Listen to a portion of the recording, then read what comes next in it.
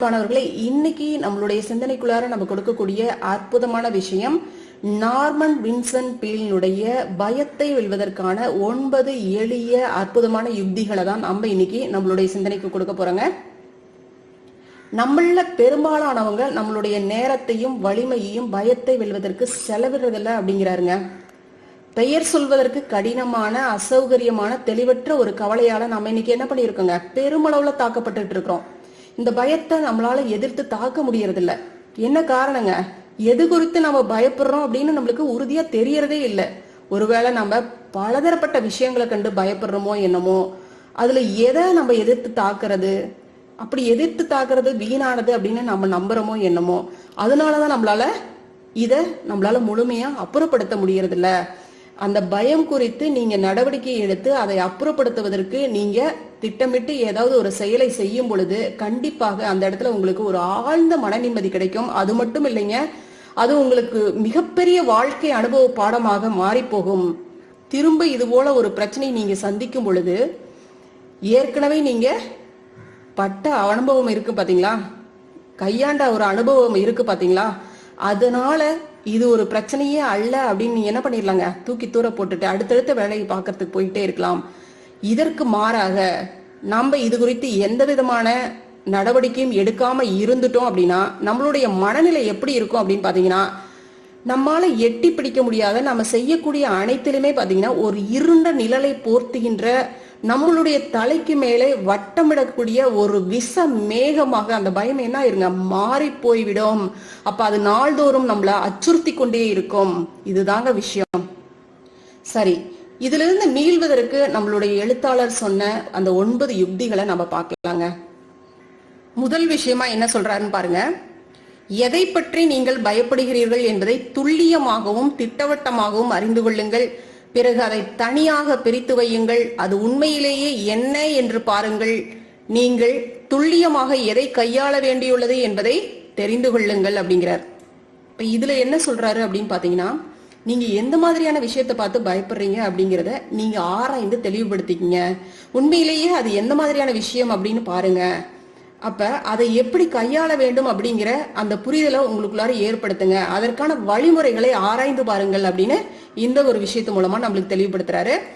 அடுத்தது என்ன சொல்றாரு அப்படின்னு பாத்தீங்கன்னா, நீங்கள் எது குறித்து பயப்படுகிறீர்களோ அதற்கான மூல காரணங்களை ஆய்வு செய்யுங்கள். உங்கள் பயத்திற்கான காரணம் அல்லது காரணங்கள் உங்களுக்கு உறுதியாக தெரியாவிட்டால் நிபுணர்களிடம் சென்று ஆலோசனை பெறுங்கள் அப்படிங்கிறார். சரிங்களா? நீங்க எந்த மாதிரியான விஷயத்துக்கு பயப்படுறீங்க அப்படின்னு நீங்க நிறைய சிந்திச்சு பார்த்துட்டீங்க, நிறைய யோசிச்சு பார்த்துட்டீங்க, உங்களால கண்டுபிடிக்கவே முடியல, பலதரப்பட்ட விஷயங்கள் உங்களை அழுத்திக்கிட்டு இருக்கு அப்படின்னா நீங்க நிபுணர்களிடம், அதாவது சைக்கார்டிஸ்ட், இந்த மாதிரி பல்வேறு ஆலோசகர்கள்கிட்ட, உங்களுடைய நண்பர்கள்கிட்ட இந்த மாதிரி மனம் விட்டு பேசும் பொழுது, இந்த மாதிரியான விஷயங்கள் என்னை தாக்கி கொண்டு இருக்கிறது அப்படின்னு நீங்க பேசும் பொழுது அந்த இடத்துல உங்களுக்கு ஒரு ஆலோசனை கிடைக்கும், ஒரு அட்வைஸ் கிடைக்கும்.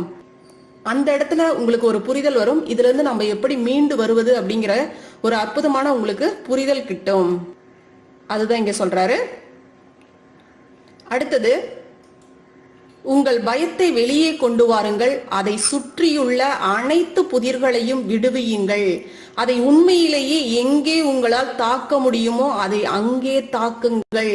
இவ்வளவு காலமும் எவ்வளவு அற்புதமான விஷயம் உங்களை அச்சுறுத்தி வந்துள்ளது என்பதை கண்டு நீங்கள் ஆச்சரியப்பட்டு போவீர்கள் அப்படிங்கிறார். சரிங்களா? நம்ம நல்லா சிந்திச்சு பாத்தீங்கன்னா தெரியும், நிறைய பேர் பயத்தை வென்று வந்திருப்பீங்க. ஒரு விஷயம் உங்களை அச்சுறுத்தி கொண்டே இருக்கும். அதை அப்படியே நீங்க எதிர்த்து தாக்கும் பொழுது உங்ககிட்ட இருக்கிற அபரிதமான துணிச்சல் உங்களுக்கு புலப்படும்.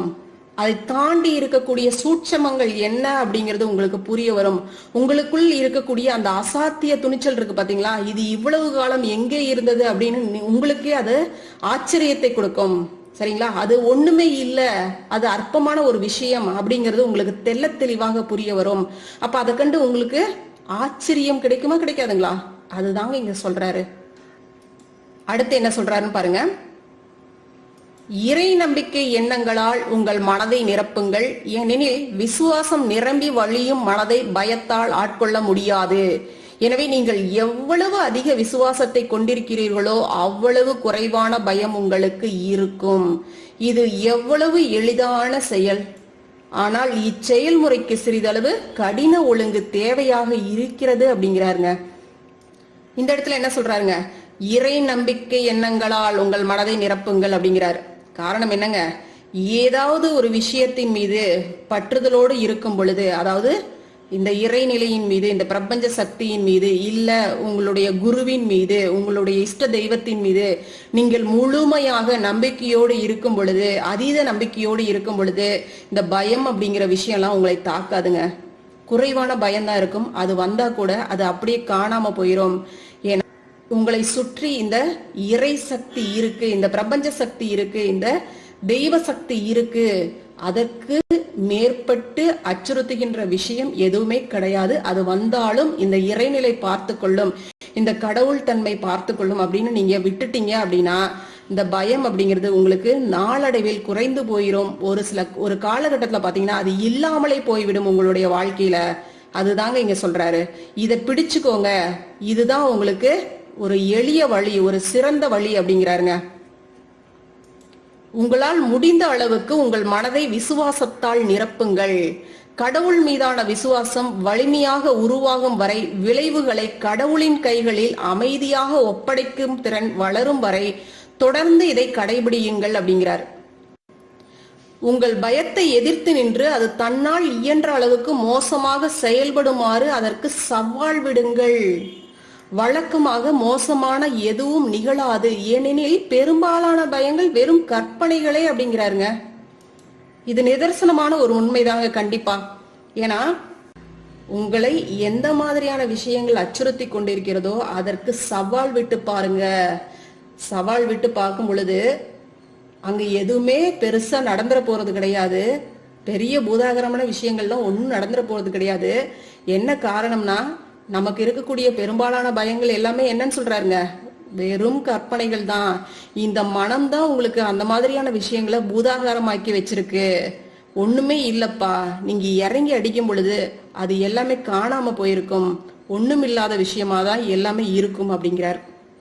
உண்மையான பயங்களை எதிர்கொள்வதற்கு தேவையானவை உங்களிடம் நிச்சயமாக உள்ளன. தேவையான மன வலிமையையும் உடல் வலிமையையும் விடுவிப்பதற்கு கடவுள் உங்களுக்கு உதவுவார். பிரார்த்தனை செய்யுங்கள். எல்லாமே பாத்தீங்கன்னா நம்மளுடைய கெப்பாசிட்டிக்கு தகுந்த மாதிரி தாங்க நம்மளுக்கு கடவுள் இந்த மாதிரியான துன்பங்களையும் துயரங்களையும் நம்மளுக்கு கொடுப்பாங்க. கண்டிப்பாக இந்த ஆத்மாவால இதை தாங்கிக்க முடியும் அப்படிங்கிறது தெரியும், சரிங்களா? அந்த அளவுக்கு தான் நம்மளுடைய கஷ்டங்கள், நம்மளுடைய துன்பங்கள், பயங்கள் எல்லாமே இருக்கும். அப்ப அதற்கு நீங்க ஒரு உபகாரணியாக, ஒரு துணை கருவியாக என்ன பண்ணலாம்னு சொல்றாருங்க? பிரார்த்தனை பண்ணுங்க. கடவுள் நிச்சயம் உங்களுக்கு உதவுவார். கடவுள் மீது நம்பிக்கை வையுங்கள் அப்படிங்கிறார். கடவுள் அருளால் எந்த ஒரு பயமுறுத்தும் சூழ்நிலையை விட அதிக சக்தி வாய்ந்தவராக நீங்கள் இருக்கிறீர்கள் என்று சுய பிரகடனம் செய்யுங்கள். கடவுள் நம்பிக்கையை நீங்க கையில எடுக்கும் பொழுது எப்பேற்பட்ட அச்சுறுத்தக்கூடிய சூழ்நிலை உங்களுக்கு இருந்தால் கூட அதைவிட நீங்க அதிக சக்தி வாய்ந்தவராக நீங்க இருக்கிறீங்க அப்படின்னு நீங்க உங்களுக்குள்ளாரையே நீங்க சுய பிரகடனம் செய்யுங்க. நீங்க நம்புங்க முதல்ல அப்படிங்கிறார். அடுத்து சொல்லியிருக்காரு பாருங்க, அற்புதமான ஒரு விஷயத்த. நான் தனியாக இல்லை, கடவுள் என்னுடைய நண்பர், அவர் எனக்கு ஆதரவாக இருக்கிறார், அவர் எப்போதும் என்னுடன் இருக்கிறார் என்ற மிகவும் சக்தி வாய்ந்த எண்ணத்தை எப்போதும் உங்களுடன் வைத்திருங்கள். எந்த மாதிரியான விஷயங்கள் உங்களை அச்சுறுத்திக்கிட்டு இருக்கோ அந்த மாதிரியான தருணங்கள்ல நீங்க இது போன்ற அற்புதமான விஷயத்தை மனதில் திரும்ப திரும்ப ஓட விடுங்கள். அப்ப திரும்ப திரும்ப ஒரு விஷயத்த உங்களுடைய மனதுக்குள்ளார வலுக்கட்டாயமாக திணிக்கும் பொழுது கண்டிப்பாக அது நாளடைவில் உங்களுடைய பழக்கமாக மாறும். மனம் தாங்க எல்லா விஷயத்தையும் நம்மளுக்கு நடத்தி கொடுத்துட்டு இருக்கு. மனம் நினைச்சுச்சுன்னா உங்களால எல்லா விஷயங்கள்ல இருந்துமே மீண்டு வர முடியும். இந்த கடவுள் தன்மை அப்படிங்கிற ஒரு விஷயம் கூட உங்களுக்குள்ள அந்த ஆழ் மனத்துல நீங்க திணிச்சிட்டீங்க அப்படின்னா என்னென்ன, நம்ம நார்மலா இந்த மனதை பத்தி நிறைய பேசியிருக்கிறோம். இந்த வெளிமனம் எதை நம்புகிறதோ அதுதான் இந்த ஆழ்மனம் நம்பும். அப்ப வெளிமனம் தான் என்ன பண்ணுதுங்க, உள்ள அனுப்பிக்கிட்டு இருக்கு. எந்த மாதிரியான விஷயங்களை பாக்குது, எந்த மாதிரியான சிந்தனைகளை சிந்திக்குது, புறச்சூழல்ல எந்த மாதிரியான நடவடிக்கைகள் நடக்குது, எல்லாத்தையும் யாரு அனுப்புறாங்க உள்ள? ஆழ்மனதுக்கு யார் அனுப்புறதுங்க? இந்த வெளிமனம் தான். இப்ப இந்த வெளிமனதை நம்ம பழக்கப்படுத்திட்டோம் அப்படின்னா கண்டிப்பாக என்ன இருங்க, மாற்றங்கள் உருவாகும். நல்ல மாற்றங்களை உருவாக்கக்கூடிய ஒரு யுக்தி என்னதுங்க? திரும்ப திரும்ப இந்த மனதிற்கு நம்ம சொல்லிக்கொண்டே வருவதுதான். அதுதாங்க விஷயம். அப்ப நல்ல விஷயங்களை நம்ம உள்ள புகுத்தும் பொழுது கண்டிப்பாக நம்மளுடைய வாழ்க்கையிலும் நல்ல மாற்றங்கள் உருவாகும். சரிங்களா? கடைசியா சொல்றாரு பாருங்க, கடவுள் நிச்சயமாக உங்களுக்கு துணை நிற்பார். உங்களது பயங்களை கடவுளின் காலடியில் ஒப்படைத்து விடுங்கள். இதை நம்பிக்கையுடன் நீங்கள் செய்யும் பொழுது உங்களுக்குள் ஒரு அபரிதமான தன்னம்பிக்கை பிறக்கும். அது உங்களுக்கான வெற்றி கதவுகளை திறந்து விடும். சரிங்களா? அப்ப கடவுள் உங்களுக்கு துணையாக இருப்பாரு அப்படின்னு நீங்க முழுமையாக 100% நம்பும் பொழுது உங்களுடைய பயங்களை எல்லாம் என்ன பண்ணலாங்க, எதெல்லாம் உங்களை அச்சுறுத்தி கொண்டிருக்கிறதோ, எதெல்லாம் உங்களை கஷ்டப்படுத்தி கொண்டிருக்கிறதோ அத்தனை விஷயங்களையும் முழுமையாக அப்படியே தலை முதல் பாதம் வரை இருக்கக்கூடிய அத்தனை விஷயங்களையும் அப்படியே ஒட்டுமொத்தமாக திரட்டி கொண்டு வந்து உங்களுடைய உள்ளங்கையில் அப்படியே வைங்க. உள்ளங்கையில வச்சு அதை முழுவதுமாக ஒரு குருவின் காலடியிலோ இல்ல ஒரு கடவுளின் காலடியிலோ அப்படியே முழுமையாக சமர்ப்பிச்சுட்டு, எல்லாமே உங்களுடைய காலடியில நான் சமர்ப்பிச்சுட்டேன் அப்படின்ட்டு முழுமையா அகன்று வந்துருங்க. அவ்வளவுதாங்க விஷயம். அப்படியே நீங்க ஒரு புது பிறவி எடுத்தது போல அப்படி உணருங்க. எல்லாம் முழுமையா உங்களை விட்டு அகன்றது போல உங்களுக்குள்ளார ஒரு தன்னம்பிக்கை பிறக்கும் பாருங்க. அப்படியே ஒரு புது பிறவி எடுத்தது போல நீங்க உணர முடியும். கண்டிப்பாக உணர்ந்து பாருங்க. சரிங்களா? அப்ப இந்த இடத்துல முழுமையா உங்ககிட்ட இருந்து அந்த மாதிரியான விஷயங்கள் முழுமையாக காணாமல் போகும் பொழுது நம்ம என்ன பண்ணலாங்க, நம்மளுடைய வாழ்க்கையில அடுத்தடுத்து நம்ம செய்யக்கூடிய விஷயங்கள் வெற்றிகரமான விஷயங்களாக மாறி போகும். ஏன்னா உள்ள நெருடல்கள் எதுவுமே இல்லை.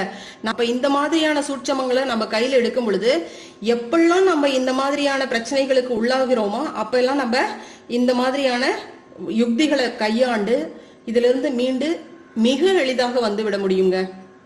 அதுதான் விஷயம். உங்களுக்கான வெற்றி வாய்ப்புகள், வெற்றி கதவுகள் திறந்து கொண்டே இருக்கும். இந்த மாதிரியான விஷயங்களை நீங்கள் புறந்தள்ளி விட்டு அதை எதிர்த்து நின்று அதற்கு சவால் விட்டு நீங்கள் அகன்று வரும் பொழுது உங்களுக்கான வெற்றி பாதைகள் வந்து கொண்டே இருக்கும். நீங்கள் முன்னேறி சென்று கொண்டே இருப்பீர்கள். அதுதாங்க விஷயம். வாழ்க வளமுடன். நன்றி.